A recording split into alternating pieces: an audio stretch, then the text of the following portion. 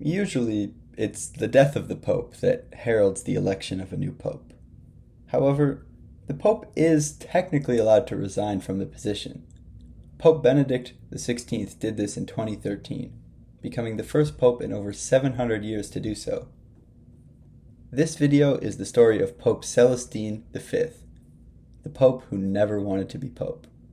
Also, just heads up, Pope means Papa in Italian.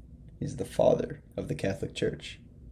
Now, our friend Papa Celestine was born in the Kingdom of Sicily in the early 1200s, with the humble name Pietro. Though poor, his family supported his education, allowing him to become a monk at the age of 17.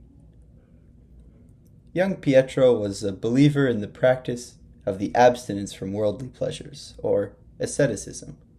He left the monastery to live in a cave in the mountains, increasingly gaining followers.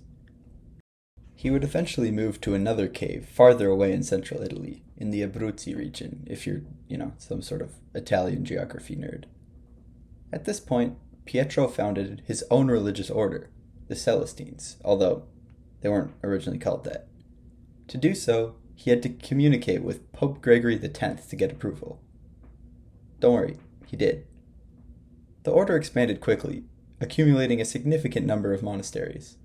But Pietro was just a hermit at heart, and he left again to live a solitary existence. Years later, Pope Nicholas IV passed away. The year is 1292. Our friend Greg X had already died well before as well.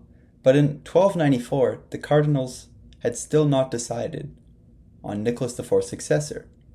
Pietro, now elderly, sent a letter to the Assembly of Cardinals complaining of their slow decision-making and warning that the lack of pope could bring divine retribution.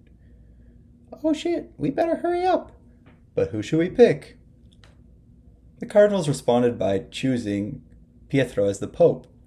Not only did our friend reject the election decision, he actually tried to run away. However, after much convincing, he ultimately accepted the nomination. Pietro became Celestine V. While he was a great hermit, Celestine was, I shouldn't sugarcoat it, a very bad pope.